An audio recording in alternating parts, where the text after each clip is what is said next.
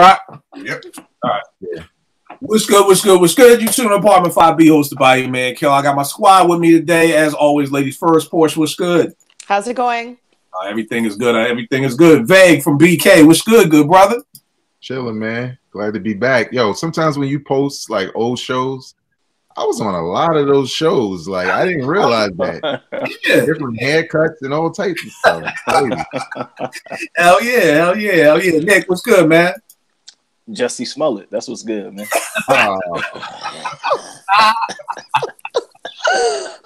Yeah, I don't know if that's what's good, but that's what we're right now. JP, what's going on, man? Hey, man, what's good with you? Everything good. Yo, I'll tell you the wildest thing, yo, man. On Twitter today, I'm just looking at shit. I'm like, yo, this nigga Zion Williams bust out his shoe. Oh, yeah. Crazy. All the way out. All this Jesse shit. Then I'm like, why the fuck is Jim Boeheim trending? And I'm like, damn, this nigga done killed the person? Oh, yeah, I saw that too. That's crazy. Yeah. Like Kill somebody. Yeah, he like left the game, the Syracuse game, and then like hit somebody on the road and killed them. Damn. Yeah. Wow. Yeah. So I'm like, yo, What a way to start the show. Yeah, it's on fire today. But y'all already know it. Let's get right into it. This week's topic, we are looking at the dopest intros to albums, the dopest skits in albums, and the dopest interludes. You know what I mean? So we talking about joints, not necessarily songs that set off the album. So not like So What You're Saying off of the second EPMD, but when there's an actual intro, or it could be a skit, or it could be an interlude. So we're gonna be chopping up about that. Vague, it's been a minute, good brother. Why don't you set us off? Which one of the three are you messing with? Came with the old Nas shit. You know what I'm saying? He took that cover, then it was like, boom, I did the knowledge to that shit. Shark Biters off of Raekwon's debut album, with the Cuban Links. I think what I really like, because like the Wu, they got some classic skits, you know what I'm saying? And what I really liked about it was, I'm a big Biggie fan, and I instantly knew who they were talking about, because honestly, I thought that when I saw the Ready to Die cover. But I was like, man, they talking about Biggie. Like, is a battle about to happen? You know what I'm saying? I didn't know they had beef. Meth was on, Biggie album, and part of it was that, like, the controversy in it, and then the other part was just the comedy, man. Like, just what Ghost is saying, and even with Raekwon snickering when he says certain shit that he know, like, that's what they talk about, but now you saying it on tape, and everybody gonna hear it, so. It's just one of those classic skits, classic Ghostface moment, Wu-Tang skit, one of the best of all time to me. Now, yo, tell me this. Does anybody know where the beef between Big and Wu started? I think the beef was Big and Ray. That's what I heard. It was Big and Raekwon. But where did that even start from? Like, do we even know, or just... You know what I think it is? Like, and honestly, I have no inside info. I just think... It's more so, two dudes who are similar but don't like each other, and they kind of don't like each other even more. Just to give you a boxing analogy, like when Roy Jones got knocked out by Antonio Tarver. Antonio Tarver was in Roy Jones' head because he talked enough trash to make Roy Jones feel like his trash talk wasn't enough. And when you think you're the man, and this dude out trash talking you, and he should be somebody that nobody cares about, it's easy to shoot him away. But when everybody else is like, yo, you hear this? So I think they were just similar, and they ain't like each other. Maybe they ain't like each other's style. You know how they you want to pop a little bottle every time we see you. So I think it might have been that, a little bit of jealousy in there or whatever. All right. Yeah, because I just didn't know if he was just rocking with, if the Wu was rocking with Nas so hard that it was just like, okay, boom, oh, damn, this nigga gonna bite.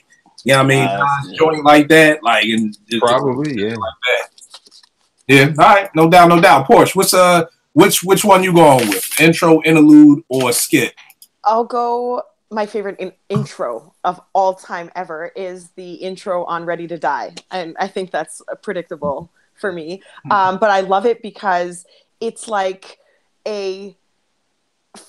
however long, I think it's like 45 seconds or something. I can't remember. But anyways, it's a very short, condensed version of almost what you're going to hear in the album. I think it's like the perfect intro, actually. And I don't think any other album in hip hop has a intro that's so exactly what an intro is. Like it's like a book introduction, you know, like although audio, it's exactly what you can expect track to track on the whole album, and it even gives like meaning to the cover as soon as you start listening to it. So for me, I love it because it's just so fitting. It was so well executed, and I just love everything about it. All right, no doubt. Nick, what you going with? I'm gonna go with like an interlude, and you know, Pete Rock was the king of that. He'll give you like a dope little beat, either before or after a song. And on Mecca and the Soul Brother, the joint Act Like You Know had the interlude right before it, which I wish Pete would have flipped, but later on that same year, Pimp C flipped it for Pocket Full of Stones. So that's what I'm gonna roll with. But I would have liked to see Pete and CL rock over it. Right. No doubt. What about you, JP? I'm gonna go with an interlude, and when you first proposed the topic, it was one of the first ones that came to my mind, and it's from Big Pun's album Capital Punishment, "The Rain and the Sun." Oh hell yeah! With Dead Prez. Yeah, Dead Prez is one of my favorite interlude, and it's like, you know, first it comes on, the beat is it's crazy, and the dude starts singing, and it's so dope, and then the dude's trying to convince Pun to sing, and he's like, you know, I ain't no fucking singer. And he starts singing with her, and it's just it's so mellow and so cool, and and you hear the rain coming down and all that. Like it's a dope interlude. That's one of my favorites of all time. Right. No doubt. Got my man Penny who just jumped in. What's going on, good brother? My bad, technical difficulties. Hey, brother. The hit man. Hey. If there ain't no technical difficulties, it ain't gonna be a good show, man. It ain't gonna be a good show. What's going on, people? Penny, give me one of yours. What's one of your intro skits or interludes? Okay. You start in any particular order, like whether it's musical or skit? Whatever you want to start with. Okay, I'll start at the top, because to me, the biggest goosebumps I still get today from anything that doesn't have lyrics on it is Living Proof intro. Good one. That right there. And I mean, I remember when it came out, even if people were not rapping on the cypher or whatever, just listening to it, I'll just put it on repeat or I just rewind, whatever. Hear it as many times as possible. And I mean, I'll just throw it in there in the same kind of vein, but a little different because it's much shorter. 92 interlude. You just gangster everything on my list, man. You just Oh, sorry, that's two different ones. I thought I mess with you.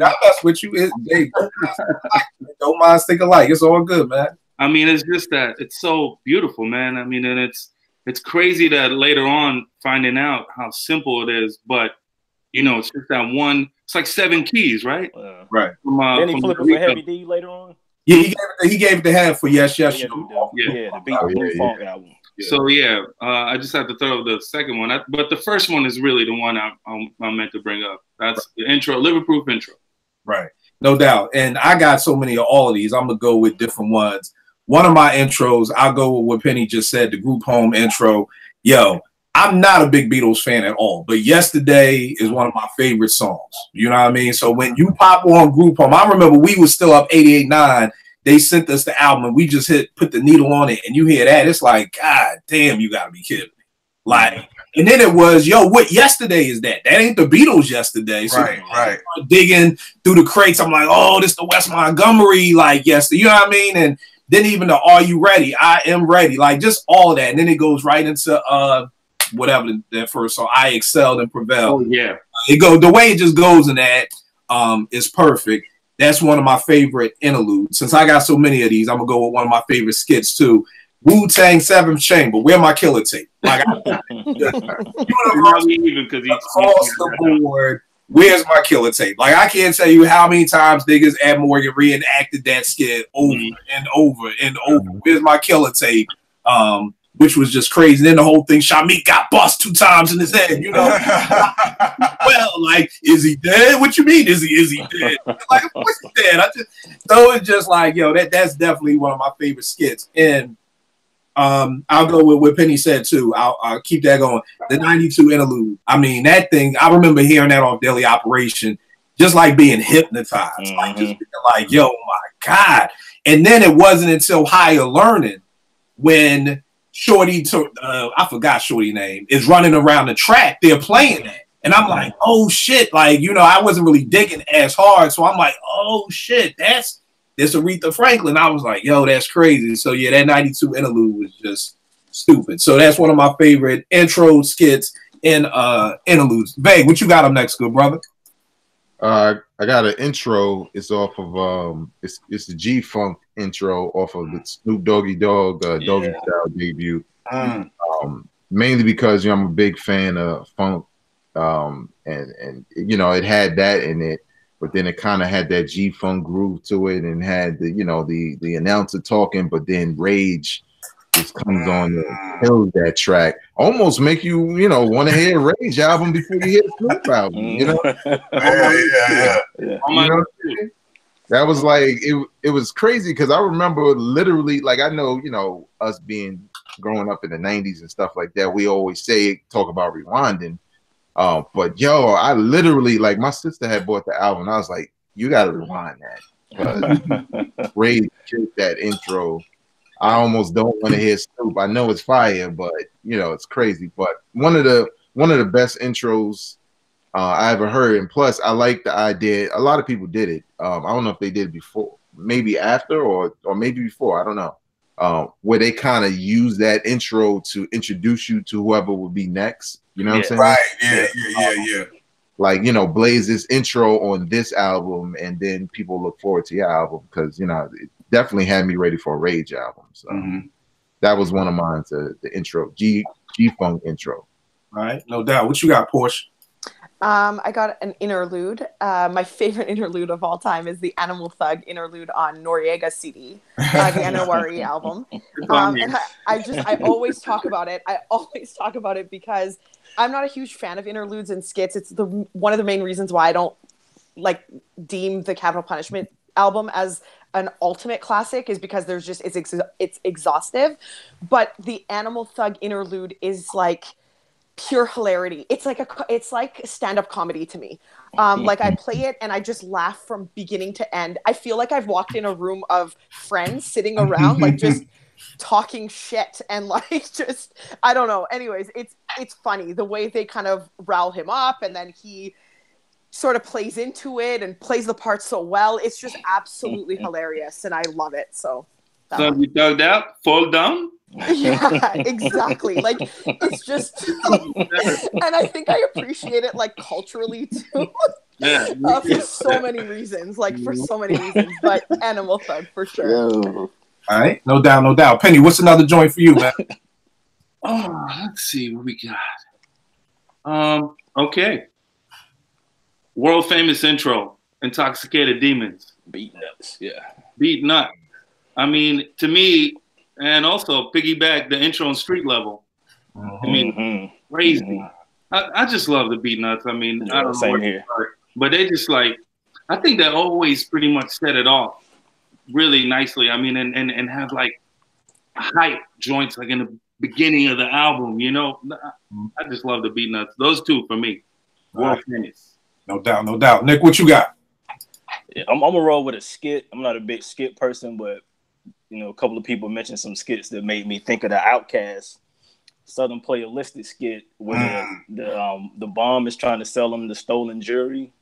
Like, they like sitting, you know, and it made me, you know, reminisce about me and my boys just chilling in the car. Bomb always trying to sell something, knocking on the window. He's like, yo, I got this chain from some white folks in Bankhead. He meant to say Buckhead. If you know Atlanta, you know the difference between Bankhead and Buckhead. So he like, got this off some white folks in Bankhead. Dre like, get the hell on, man, get the hell on. So that is a funny skit to me, just because it just reminded me of home so much. So like, when I started missing Atlanta, I'll play that back. Get the hell on. Got to put white folks in Buckhead. Like, get the hell on, shout. No doubt. JP, what's your next joint? I had the group home intro too on my list, but I'm gonna go with another interlude, and I'm gonna go from an R&B album, the Keith Murray interlude. The whole you know, because that was the first time you heard that beat before Biggie. You know what I'm saying? And Keith was like, and it was so short. It was like 15 seconds or you know, 12 seconds. And it sounded like he was just spitting, and you wanted to hear the whole thing. Right. And they cut it off and went into the title cut from My Life album or whatever. But that beat, I remember when I first heard it, I was like, yo, what is this? I need to hear this whole song. So I had to go with that one. Yo, the dopest story of me about that beat, man, is if you knew me from back in the day, I always made slow jam tapes. So I had slow jam tape series called The Smooth Shit. Like in high school, I had 90 minutes of Timberland. So it was like 90 minutes of Knocking Boots.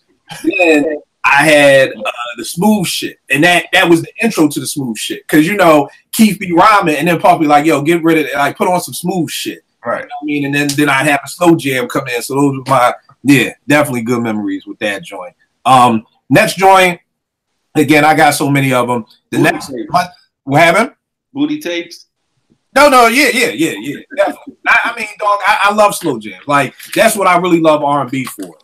I mean, I've learned to love it for even more. But back in high school and college, that was it. It was just, I wasn't really listening to R&B like that. But for my next intro, I got KRS-One Attacks off Return of the Boom Bap.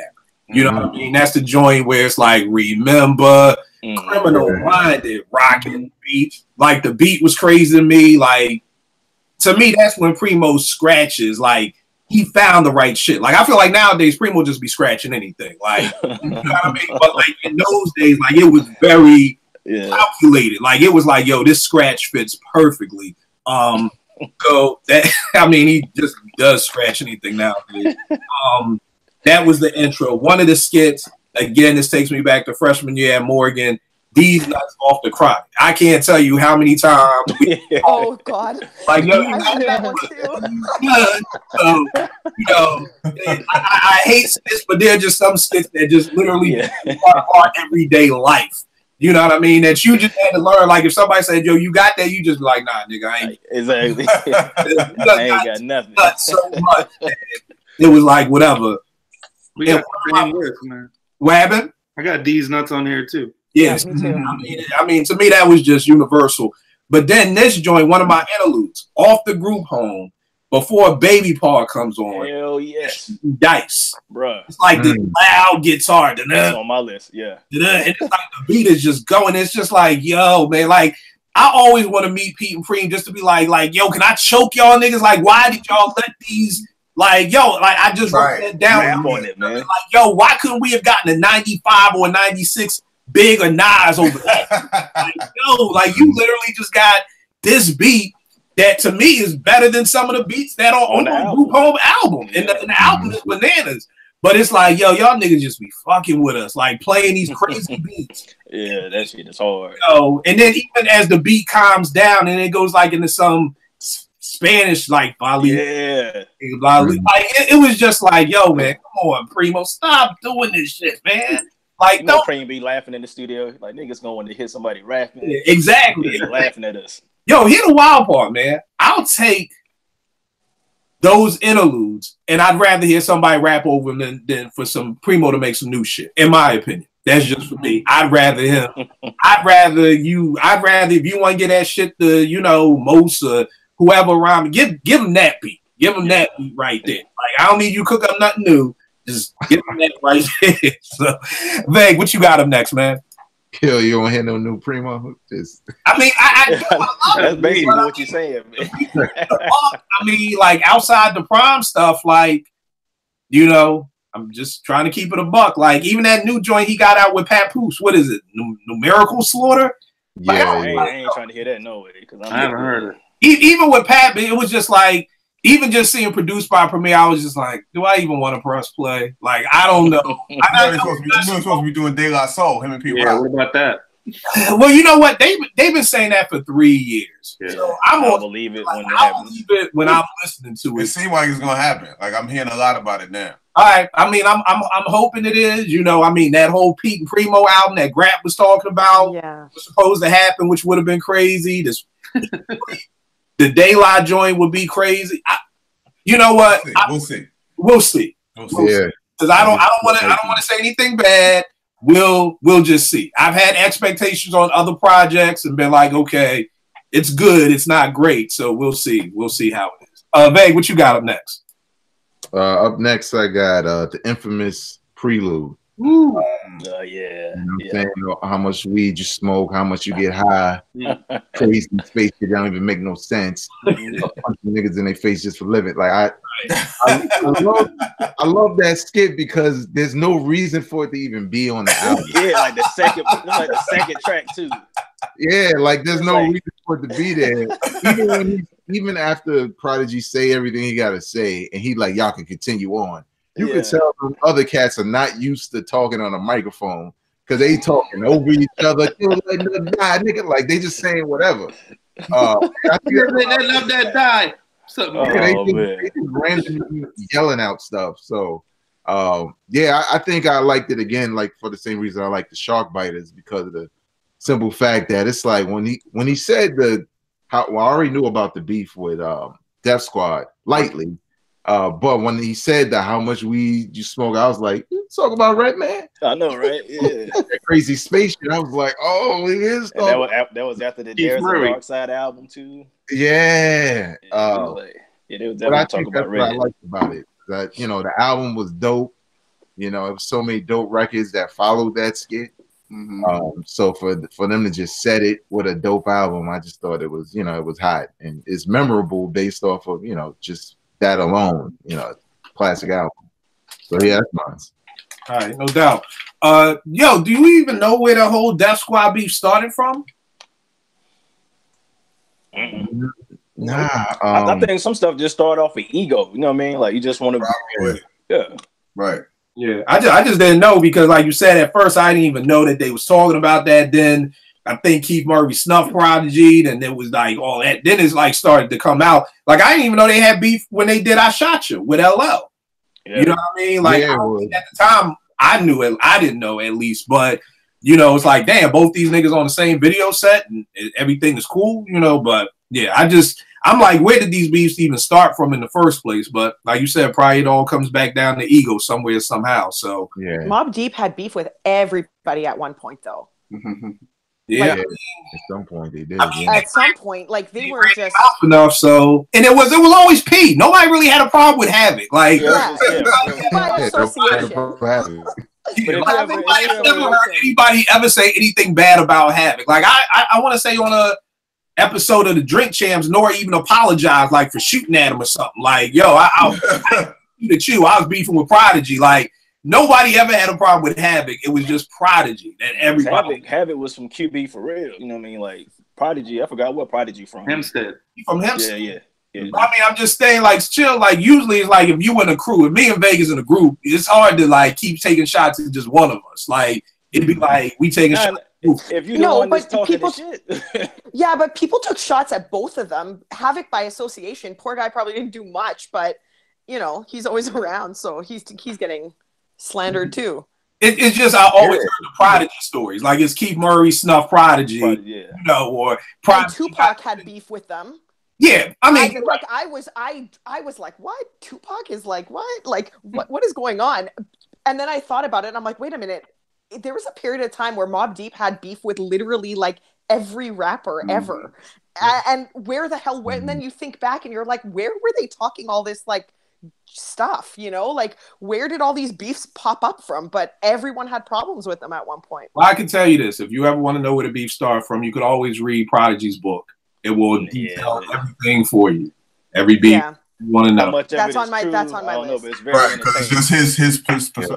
Well, I will say he's very honest in this book. God bless the dead. He's very honest in this book to the point that if I was his publisher, I would be like, my nigga, can't we like embellish this shit a little bit? Like, it's not a good look for you right now. Like, I just read it. You're not really looking very infamous right now. Well, I will say that you saw him in person, right? Them some like from hearing the music and then meeting them, and cause I'm only 5'8". That's like these the niggas talking like they smaller than me. Smaller than you, little. Yeah.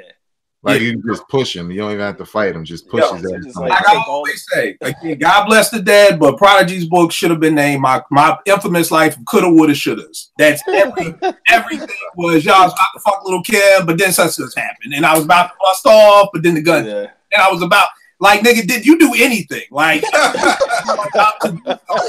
something stops you from happening. Like this is not good. And then the worst one was when he signed somebody Bars and Hooks. Yeah. and then they robbed Havoc's crib. They robbed Havoc's crib, took all the equipment, and P was like, yo, fuck that. You know, we got to handle this like we from the bridge. So I dropped them niggas. I'm like, oh, shit, that's what you did? Like, you dropped them off your label. Like, that. Let's be serious for a minute, though. Let's be serious. Prodigy is a recording artist. No, kill somebody, kill. No, I got you. I'm just like, it's very hard for you to talk 30 years of shit and then have your man crib robbed and all you did was drop him. Even if you ain't do it.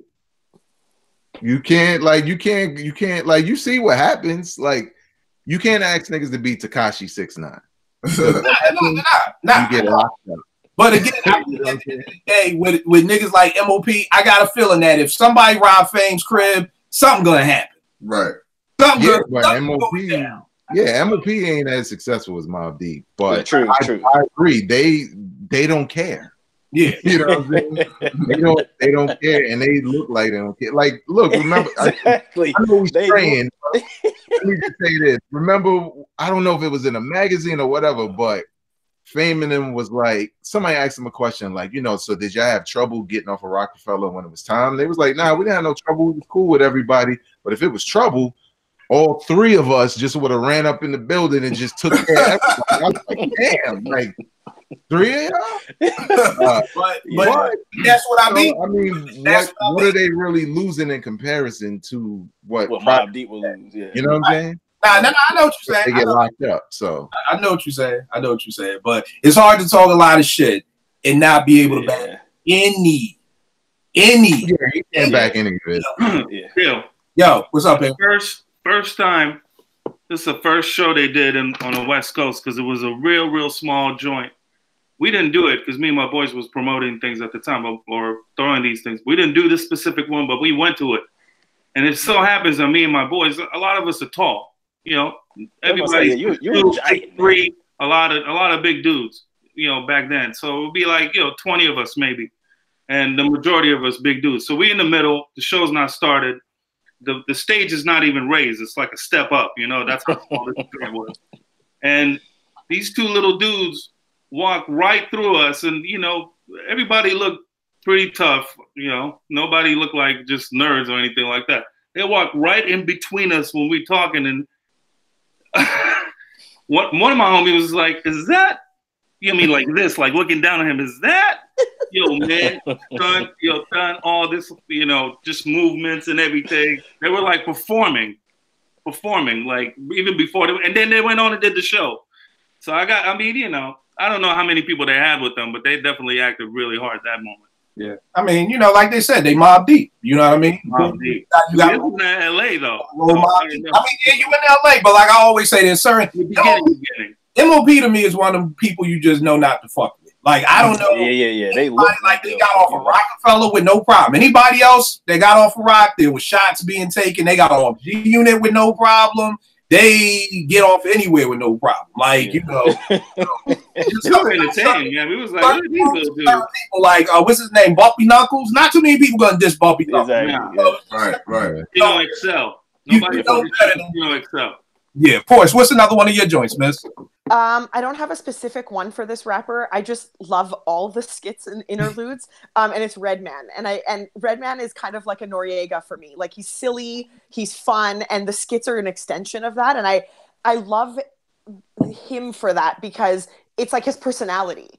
And he's got a great one. So I like to hear the skits and interludes. Specifically, I think it's Superman Lover. I think that's like absolute hilarity. And that one's one of my favorites too. So Redman, all collectively, his skits and interludes. So, all right, no doubt. Penny, what's another joint for you, man? You know, Veg brought up the Infamous, and I put down all three of those. And to me, especially the Just Step with Noid. Yeah, that's one of my joints too. Never skip that ever in life.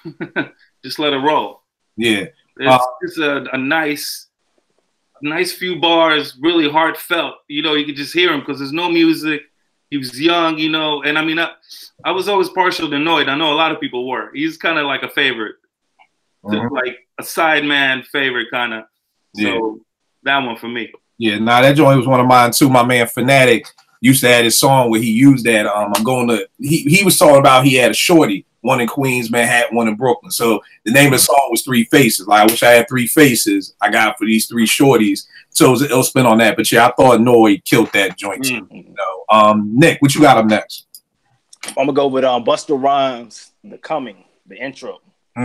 Now, if you play it, say I hate because I don't know all the samples and stuff, but it's at the beginning it's just some talking, then a beat kicks in. Rampage is talking over that beat. The beat is dope as hell. After that, the intro is like 6 minutes long. Another beat comes on, and Busta Rhymes is talking over that beat. I'm like, why are y'all not rapping over this shit? Both produced by DJ Scratch. If I'm Scratch, I'm like, bruh, rap over my shit. Stop talking over my beats. but play The Coming, and you'll hear it. Like 1 minute into the intro, that first beat kicks in. Then about the 3 minute mark, the other one kicks in. Two banging ass beats that was just wasted on, you know, Busta Rhymes talking that end of the world shit. I feel you. JP, what you got up next, man? I got the intro from the Made Ingredient right before In the House starts. That beat with the Biz sample. I mean it's Pete. You know, I gotta have Pete on there. So I mean the beat. It's just a beat, but that's all I need. That's just a way to. When I remember first hearing that when I listened to the album and hearing the beat, I'm like, just hearing that part right, I was like, oh, this album's gonna be crazy, and I could just tell, man, and it was, and then it went right into In the House, and that, you know, that song was crazy too. So I'm gonna go with the intro. Yeah, crazy. I love that intro. I want to say it's a Deodata sample. Is it? Okay. And the funny thing is I got it up here, still in my car. Camp Low, Ski used it for like one of the joints on Camp Low's joint, which is crazy. Uptown Saturday Night. Yeah, the Uptown Saturday Night joint. The next intro I'm gonna go with is the Chronic intro. Okay. You took my last one. My bad, sis. No, it's all good. But it's number one. Impeach the President is my favorite breakbeat ever. So you hear them impeach drums, and you hear that synth over it, and then Snoop is just talking shit. You know, like to me, it was just. I think Veg said it on one episode. It's like the Chronic cover was whack. I didn't even know what you know. At that time, I didn't know really what to expect, and you pop that in, and you just hear that. I was like, yo, this shit sounds crazy.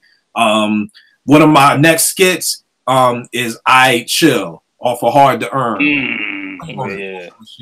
You know what I mean? So I thought that was good because, you know, back in the day, everybody had their answer machines. Mary J. Blige had the answer machine. Everybody had their little joints. But I thought it was dope, just like with Premier, with Nas is hitting them like, you know, I Chill, and then AG, then people like, yo, I need help hooking up my equipment. Like, you know, I just thought that shit was dope.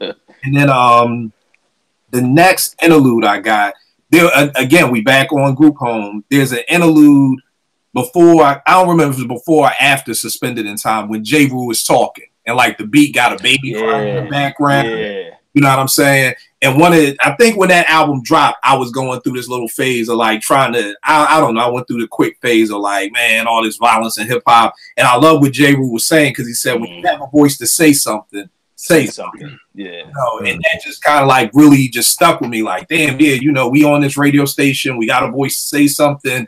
Everybody got these mics, like we need to say something. And it had like a little baby crying in the background, and that was definitely one of my favorite interludes. Babe, what you got, huh?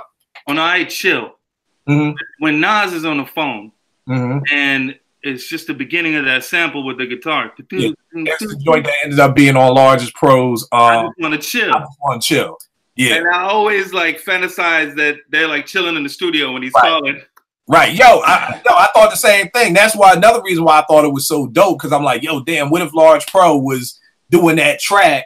You know what I mean? Right when he was like, yo, do this for me real quick. So yeah, now that's how I look at it. Dope ears on that. Dope ears on that. What you got next, Veg? I got the crackhead skit off of Supreme Clientele, Ghostface. Woo! At first, I didn't even know what it was. I didn't even know what was going on. It just sounded like they were just talking. Then you know, the more they talked about things, it sounded like, oh, they had a spot with the whole, you know, go get my 380 from my lady, tell her throw it out the window. You know what I'm saying? But I just thought it was real. I thought it was funny. You know what I'm saying? That's one thing I loved about Ghostface around that time, his albums had a lot of character. You know what I'm saying? So you never really look like, oh, is the concept meshing with the album cover and all that shit. You really focused on, my bad, Kill. I said I wasn't gonna curse no more.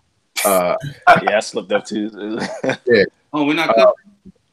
But I wanted to clean it up this year, but I mean, take it, do whatever you want. We was just trying to clean it up some, but knock yourself out, man. Yeah, it's cool. But yeah, I just felt like, you know, it was typical of what we heard on Only Built for Cuban Links and Iron Man, and you know, just you never knew what you were gonna get. And a lot of times it was entertaining in a lot of ways. And you know, for that crackhead skit, and I believe the dude that played the crackhead died. He was also the dude that said he wrote Supreme Clientele. I can't remember his name anymore. Oh, the Superb. Yeah. Superb. Yeah. The dude who had the pedophile charge. He just had mad crazy. But nevertheless, that skit was just hilarious to me. And then, you know, Ghostface had to be like a hilarious drug dealer, because just everything he would say, like, yo, don't disrespect my gate, man. Like, what are you talking about? Like, just selling the drugs, man. All this extra talk, like, you know what I'm saying? Like, but I loved it. I ate it all up. That's what we love about the Wu, man. They got their own language. But yeah, that was mine. All right, no doubt. Porsche, what you got? No, you got to skip over me. I got to think of more because you took my two. Oh, my bad. It's all good. It's all good. What you got? Who, me? Yeah. Damn, man. You took all mine too. Okay. So to piggyback on a funny one, this is back in the day, but on America's Most, the Robin Lynch skit, we used to crack up on that, and there's a line in there. I don't know if I should say it, but we always knock yourself out. You holler it out. How much for head? Ha ha. That man,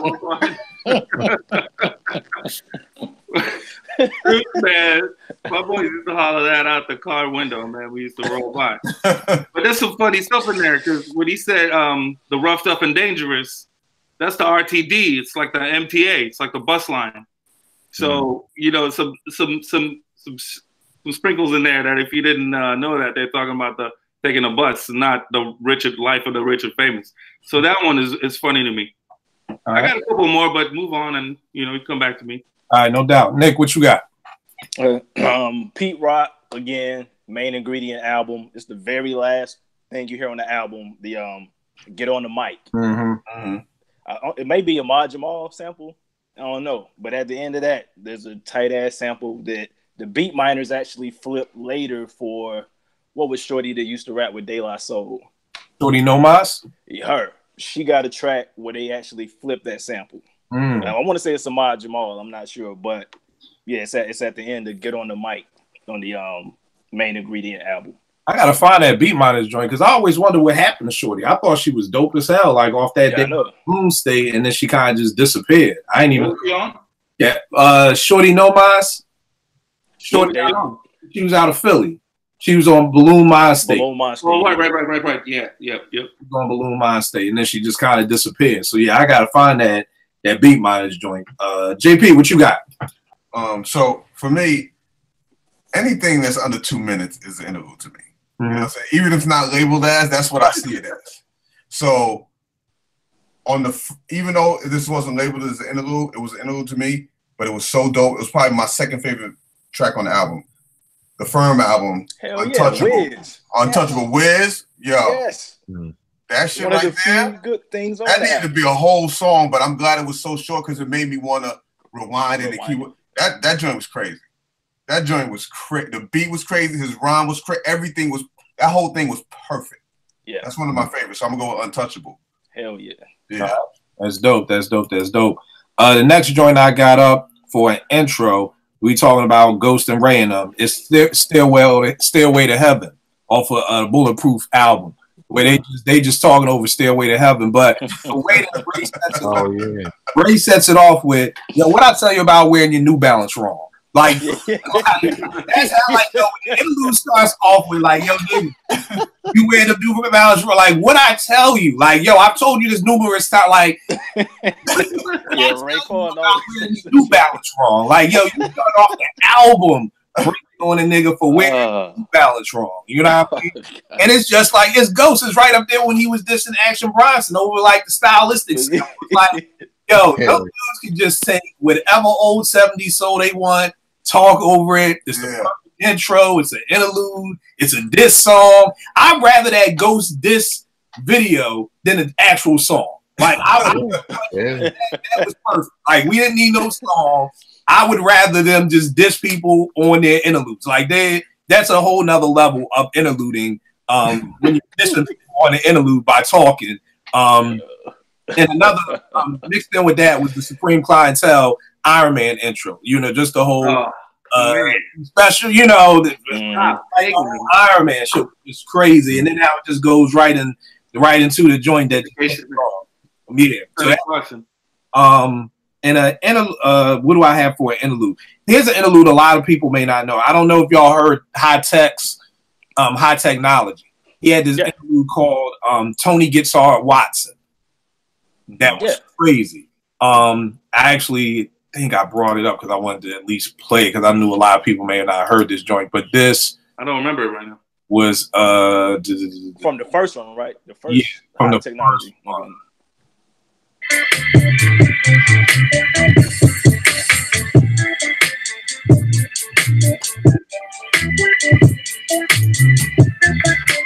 So that shit was just crazy to me. Like, and I mean, if y'all hear that nice and loud with the bass tones he got, it was just like, yo. And again, as a producer, I'm like, yo, we got to use these shits. Like, that's what I want to ask Pete and Primo. Like, how did you just let these slide? Like, we're coming back to this. Like, it's cool for a minute, but how did y'all just letting these incredible beats? And I want to say it was one of the interludes on Main Ingredient that Pete ended up giving to Sadat for Escape from. Yeah. So, you know, every now and then, I guess, if an MC, and I'm assuming that's what probably happened with Heb, maybe Heb was like, yo, I want that 92 interlude beat.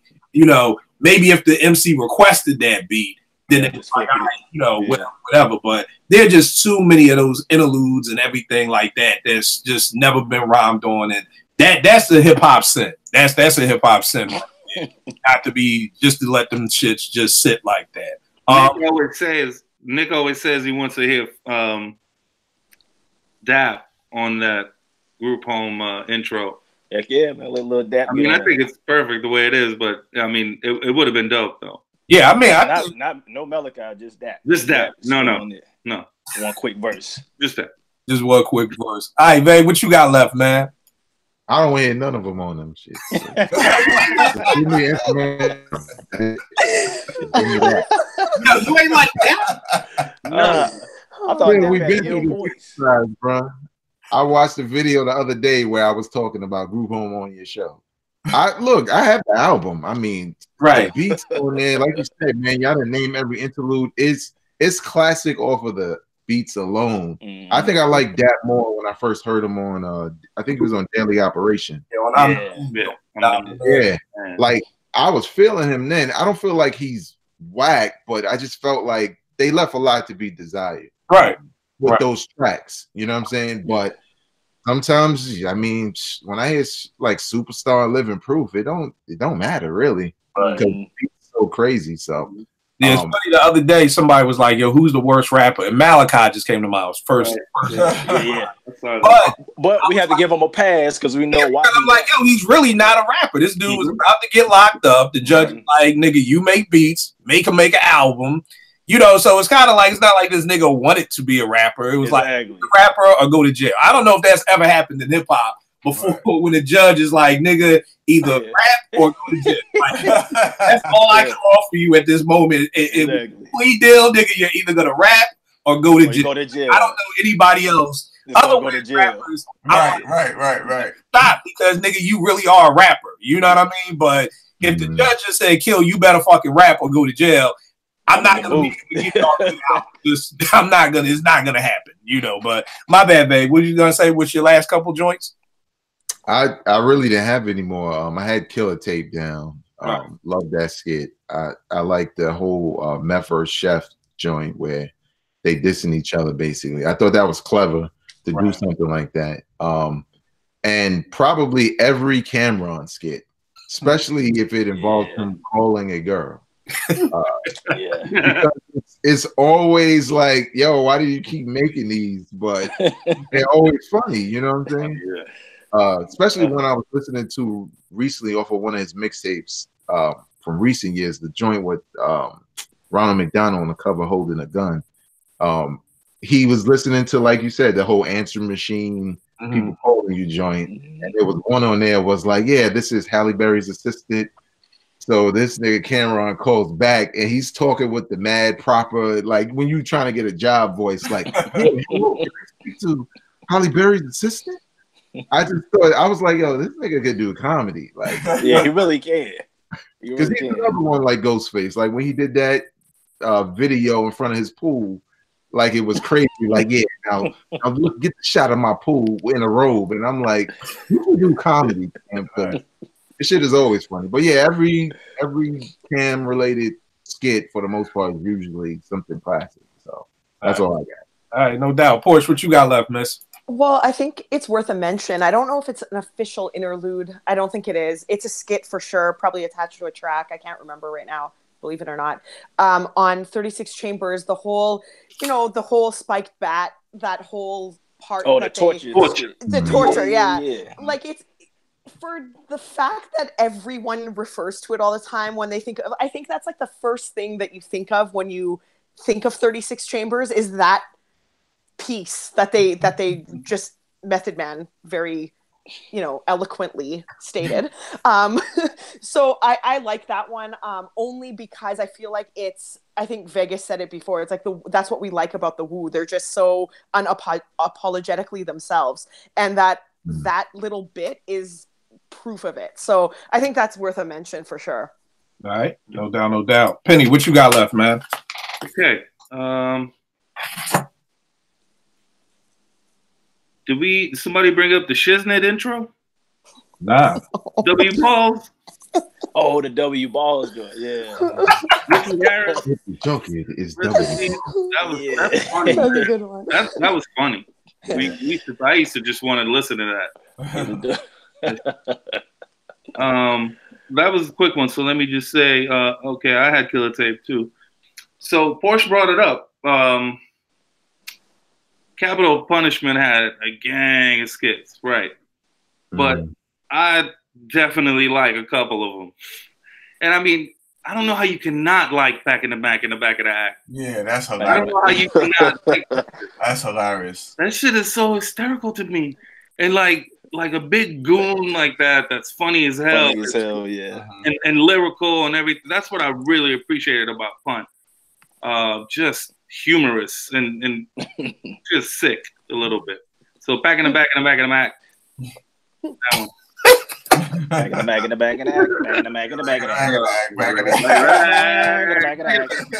back in the back in the back in the back in the back. Like that was one of those skits I listened to once. And then, I couldn't. Yeah. Yo, Nick, what you got up next, man? I'm out, man. You out? One mention is Ghostface Fish Scale album.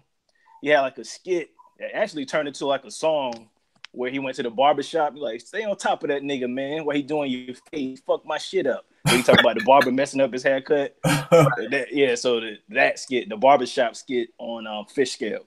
All right, no doubt. JP, you got any more joints left? I got another Pete Rock and CL joint from the Main Ingredient. It was like the outro of All the Places. It was like a dance track that Pete. I know you're talking about. Yeah, it's just like it's just so. He had a lot of them on that. He had a lot of them on the album. Like mostly they ended the songs or whatever. But that outro, it was so different from the All the Places song. But it put you straight in the dance mode, like you was in a club somewhere, like in the 80s or something. It was an incredible beat, man. So I'm gonna go with that one. That's the last one I got. All right, no doubt. Some of the joints I got left, I got the Alchemist First Infantry, his first solo album, the intro on that, which is crazy. Jazzy Jeff, if cats ever heard it, the Magnificent album, very good album. He's got a joint on there, the intro with these cats, Paulie Yams and Baby Black, which is dope. I got this relatively new, the F versus J intro on Fab and Kisses Friday Night on Elm. Oh yeah. Yeah, like I felt like both of them killed their verses. I felt like Fab, he said, what he say? Sound like a fifth or a nine, couldn't tell though. All of a sudden Thunder, it must have been Hoodie Mellow. Like he was going at it. Then when the whole beat changed and Kiss came in, like being like Jason, I thought that was crazy. Stimulus package, Freeway, and Jake One. Yeah. It was just a loop. Beans was on it. Both of them niggas killed that shit. This joint right here, man. I hope I got this queued up right. Me and Nick talking about trying to do some music, so I'm trying some new shit on here. Yeah, we gotta do one of you listening to that Earl Sweatshirt, man. Yeah, this joint. This joint for MOP. Oh yeah, hell yeah. It's a little fame in them. Like again, Primo, the scratches that made sense. So, then the last intro I got off of Push's album, King Push. You know, the intro was crazy to me. One of the lines, "Old lions don't roar, so the clowns ain't nervous." Like, I just think that nigga's pen game is so crazy. So, but that's it for the intros and the interludes and all that stuff. Real quick, y'all. Oh, one more. Yeah, Nick. Pete Rock at the end to Tell Me on the main ingredient. But it eventually got flipped. I think DITC used it on day one, and Puff and them used it on Young G's. Young G's, that one. Yeah. I thought for a minute there, I thought she was going to say one of them damn DMX prayer skits. Niggas used to swear up and down to me like, yo, he praying. I'm like, yo, he's also barking. So what? My bad. Yo. All right, yo, real quick. Just like I said, my timeline earlier, everything that was trending. What do y'all think about this Jesse nigga from Empire? I don't even know the nigga's name. Is it Jesse or Jussie or? Yeah, I think it's Jesse. All right, JP. Just real quick, bro. What do you think about this, JP? I mean, you had to come to me first for this shit, right? I come back. You want to go last? No. I really don't like. I think most people, it seems like the writing's on the wall, but I think a lot of people are holding on to just hear him admit it. But he's been arrested, so I mean, What else can you? I mean, we talked offline. It looks really bad, particularly after the interview with Robin Roberts. Like he was so passionate and said everything with such conviction, and then all this other shit comes out, and it's like, really? Okay. So I mean, it's crazy. I want to see what happens next, man. I thought he did admit it. I heard this morning. Now. Yeah. Oh, okay. I didn't this hear morning. He made a statement. I didn't hear anything like that. Yeah, like apparently before noon, I guess, it was reported that he did actually admit it, and apparently he paid the dudes like $3,500. Yeah, that. And apparently the dudes were like, "We're not even racist. We just wanted the money." And that kind of, when I heard that, I was like, "What in the hell is going on?" Like this guy just, I don't know. It's a mess of a situation. So, anyways, go to somebody else. What you think, Nick? Yeah, I mean, I was one of the people from Jump that was like, and people kind of got on me, like, the whole going to Subway at 2 a.m. and below freezing temps just never made sense to me. Right. I'm like, something. I didn't know Subway stayed open until 2 a.m. Me neither. I'm like, got 24-hour Subways in Chicago? Like, right. It ain't make sense to me. But, people, try to call you homophobic and, the straight black men don't stand with their gay brothers and all that crap. But if it don't sound right, it don't sound right. Right. I feel you. What you think about, Penny? Man, I don't even know what's happening, really. If this comes down to see, like, I don't know what's going on. This comes down to an actor being desperate just to get some more money. Yeah, that's crazy. If that's the reason. Yeah. All right, Babe, what about you? I know you got some comedy to this. He said as much too. He said that he paid so he can get sympathy to advance his career or get attention on his career and money, which is terrible. But when it first came out, obviously I didn't, I don't know. I don't judge based off of what I heard initially, because if he said he was a victim and that happened, it happened. But the more the details came out, prior to admitting it, prior to us knowing who had done it, I was kind of like, wait a minute, nigga. Like, have you ever been who leaves the house? They get the rope, get the Clorox, nigga, and put your Make America Great hat on. We gonna get this nigga. Who says that? Who does that? Right. You know what I'm saying? We gonna get him because we know he go on the subway at 3 a.m. when we get him in this alley, 57 below zero. Yeah, where there's no cameras. Right. And we African, by the way. Did we say that? Right. So it was just so much that seemed off. But I didn't really comment about it because, like Nick said, some people are more so like, I call them social media warriors, justice warriors. Right.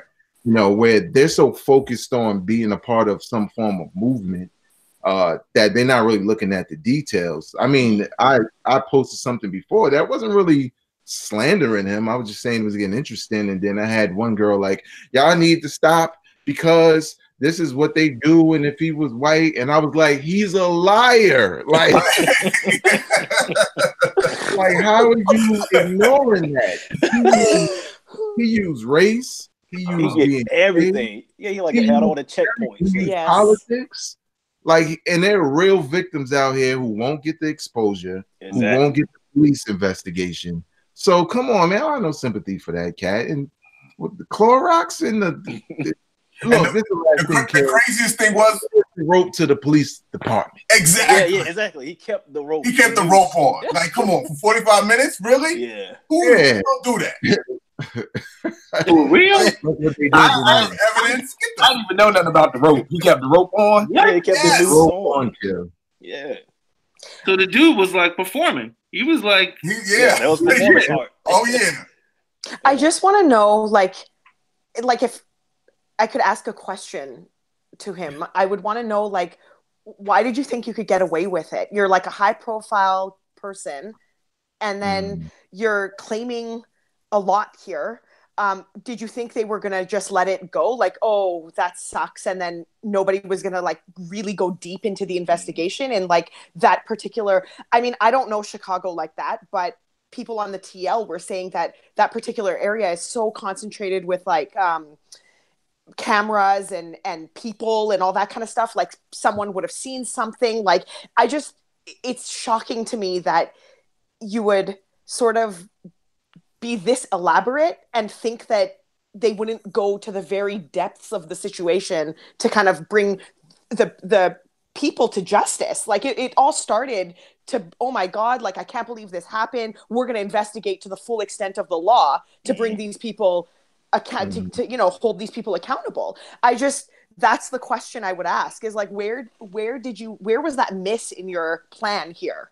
Like, why didn't it wasn't well thought out? That's what exactly. Right. It wasn't well thought out. Like you had a checklist. You checked off all the correct he made sure to get all of the tension building. Exactly, exactly. But then you forgot to kind of cross your T's and dot your I's on the whole aftermath of it. Like that's just lazy.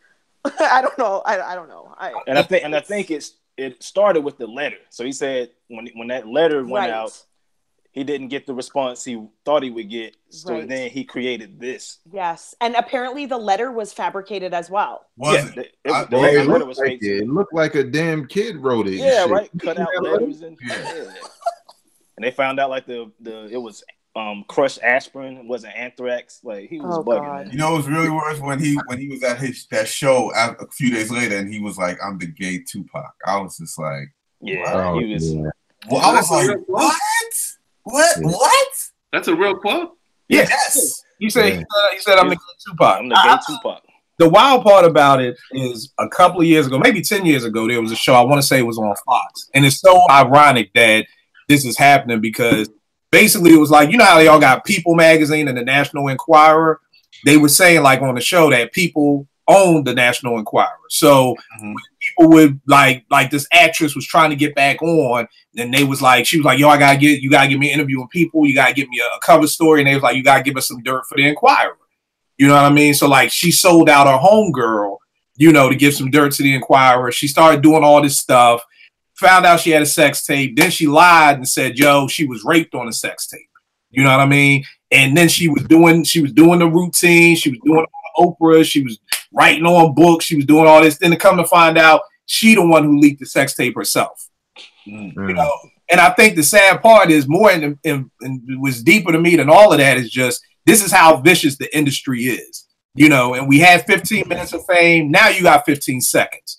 So I'm sure this dude thought, yo, if I can, they look at what they do for Black Lives Matter. Like I could be the face of Black Lives Matter for gay people. You know what I mean? It's like, look, I could be the gay Colin Kaepernick out here. You know what I mean? I could write book. If he never got caught, best believe he's writing a book. Oh yeah. He's gonna be on every talk show. Yeah. Best believe he's gonna be doing a circus when anybody gay is harassed or hurt, he's gonna be there. Like he is gonna be the fucking Jesse Jackson for gay people getting beat up. And it's just, it's crazy. Like you said, he just didn't think this playing out. I heard he wrote a check. Like my nigga, you writing a check. Exactly. Like my nigga, easily trace it back to you. Right. Like, yo, you try to buy crack with a check. Like and look, don't I think we left out the main thing that made him look suspect. When they asked for his phone, it's like they ain't had no text messages anymore, nothing. And he didn't want to give it up originally. Yeah. So it's kind of like what you got to hide. You don't care what's on your phone if you were assaulted. You know what I'm saying? It's more so about tracing the steps. But he knew it was text messages in there to them African dudes like, hey, yo, man, bring the bleach. Bring the, you know what I'm saying? I'm going to have a sandwich on me. And they got the video of them buying all the stuff at the store. Yeah, yep. Even got This is the problem. This is the problem. Everybody out there watching, when you want to do a scam, this is no longer 1990. You got to get a tech person on your team too. You got to get a tech person to be like, if we're going to do it on this block, they got X amount of cameras. If you go to this 7-Eleven, they got people doing scams like we still in dead presidents. Like niggas is cameras everywhere. Like we gotta. If you want to do a scam, you're gonna need a tech person on your team. Right. Gotta get a tech person, and you gotta have a thug because a thug would have been like, rip the check up, nigga, where the cash at? Like, get these niggas a check with your bank account and everything on it. So, the show. This shows me that he don't have no thugs. He don't got no tech. Yeah, that's what he don't Penny got said. nobody. Right. He ain't got nobody on his team that's ever done a scam before in their life. That's what this comes down to. Penny did say the other part that the dudes were on the show also. 2 extras. Wait. Not even goons. Yeah, exactly. They were extras. He probably saw and like, hey, can we get your autograph? Yeah, and one was one of his personal trainer. Yeah. I quit. I didn't even know that. I quit. Yeah. He's please, if y'all gonna do a scam, get a good team. Okay. But don't do a scam. But if you're gonna do a scam, don't do a scam like Portia said. But if don't ever do a scam. Don't get a crack. That's all. If Chris Tucker didn't kill that cop in Dead Presidents, you always get a crackhead, and you got the nigga who blew up the whole band. Y'all got to get smart people to do scams with. But like Portia said, don't do a scam. Don't do a scam. I'm gonna get killed in Vegas in my scam, so they can watch YouTube. Like, isn't this them right here on the show with you? Like, right. So no scams, no scams. JP, give them all the info, good brother. IG, Twitter, JPaz Music, JPAZ Music. Got a couple albums on Apple, all the streaming platforms. Just look for JPaz, JPAZ. All right, no doubt. Nick, give them everything, good brother. On Twitter is at Smollett Did It, and well, I'm sorry, what the fuck? What? I'm joking. No. Killer have it linked up. That's the problem with Nick, because you your profile pic, and I'm like, who the fuck is this nigga talking to me? Like, oh my god, I did. Profile picture, like, I can't keep up with who you are. Like, the one profile pic. Oh my god, Nick wins for this week's Give Him All Your Information bit, because he said it so seriously. He's like, at Smollett Did It. Right, and I know he be changing shit every week. So Penny, give him all the information, good brother. A very accomplished actor. Tell him where we can see you at. Tell him some of the stuff you're in, stuff you're doing, all that good stuff, man. I'll keep you guys posted of whatever's coming up. Nothing's coming out at this moment, but I'll definitely let you guys know as soon as something is able to be seen. Now you got the joint with Common with, right? You got the joint. Yeah. All right. That came out. That was out, and that's not playing anymore. Here and now. What was it? It was called Here and Now, a movie with Sarah Jessica Parker and Calm, and a few other people, Zellweger. I mean, I had a little part in it. All right. It was dope. I mean, that's the day that I got to chill with him and ask him all those questions and everything. I mean, that's, you know, the best day. The best day with a study you can have. There's no such thing as a small part. If you in the movie and you talking, you in the movie. That's how. I feel. Trust me, I know this. Right. I'm gonna give one tiny quick shout out to our man Jens, who calls skits skips. Skips. That's what I call them too, for the most part. All right, and Porsche, give them all the info, miss. Oh, Kill will link it. Don't worry. All right, and Vang, give them all the info, good brother. I just want to say to Penny, there is a job opening on Empire. Or what we doing? So, get the tape ready, get all that ready, because oh man, he definitely getting killed off the show. Yo, they're dropping him out of the window, man. Yeah, that'll probably be the only episode I watch. That'd probably be the only episode. Like, I want to see how they get him off. You can follow me on Instagram and Twitter. Let me do my radio voice. You can follow me on Instagram and Twitter at INC, and you can check me out on Hip Hop Now podcast. Also, you can check me out on YouTube on a podcast called That Time in Hip Hop on the B-Roll Network. All right, no doubt. Real quick question. How did y'all feel about skits? Like, were you with them? Like, me and Nick hate them. Like, JP, were you cool with skits? Like, oh, absolutely, I was. Okay. I love skits. I love skits. All right. And Penny, what about you? I mean, overall, I'll probably say not really, but it's case by case, really, man. I mean, if there's value to it, I'll probably play it, you know. And today we talked about some of those. There's value to it. All right. What about you, Porsche? I think that skits are terrible, except for the ones that I like. But I think the only rapper that can do skits well and what they're supposed to be is Masta Ace, and Disposable Arts is the example. Like, just check that out. It's just so seamless. You wouldn't even tell that there was skits in there. So yeah, I think they're not good. I think it's very, very rare that a rapper can do it correctly, but Masta Ace is the only one so far that I think can do skits and interludes correct. So all right, no doubt. What about you, Vag? Did you rock with skits? I think I did more so back in the day, because they felt a little bit more meaningful, and they always usually led into a dope track, or you could tell there was some rhyme or reason why they did them.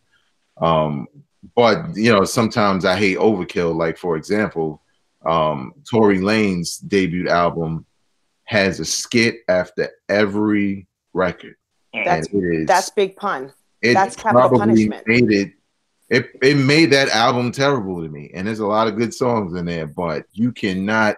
I mean, you can't skip that much on the album. After a while, you're like, "Fuck it, I don't want to hear the whole thing." Like, you know, right? It's like, you know, it depends, but I think it's as little as they can do. I think it's better, because we don't need them. You know what I'm saying? Yeah. So. I think the 3 Feet High and Rising album is the example of why I don't like it. Because they have skits back to back. Wow. You have 2 skits in a row. Like, come on, bro. But you know what?